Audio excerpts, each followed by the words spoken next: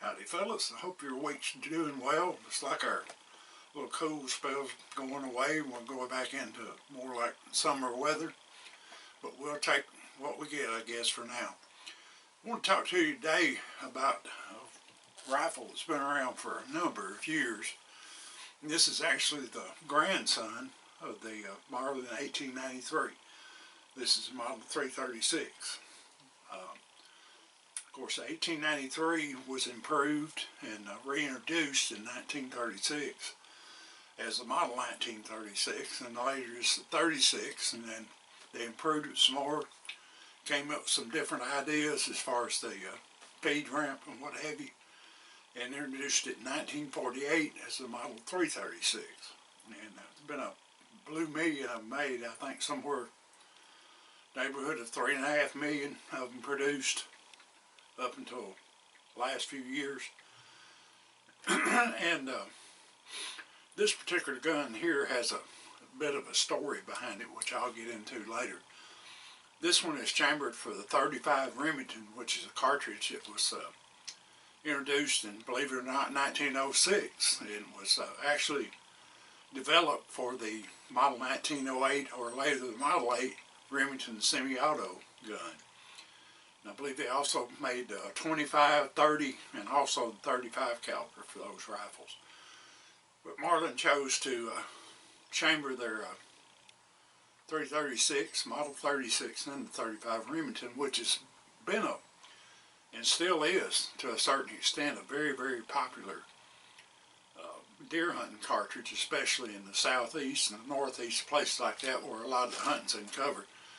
It's a relatively short range round, but the gun is well suited for that type of territory. Now the story behind this gun, this one in particular, is a 336 RC, which over the years they called them 336C, 336 RC, which stands for regular carbine, and when they came out with the crossbow safety in about 1984, they called them a CS for a while. Basically, you're looking at model 336.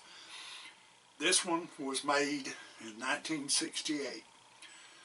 And how it came about getting in my possession down the line is when my brother got out of the Army in 1968, they just started stocking deer in my part of the country where I grew up, which is in the southern part of Tennessee. And he went to one of the local hardware stores there in town, I believe it was Richardson's Hardware, and bought this gun for a price of 70 beans, if you can believe that. That's how much inflation has gone up.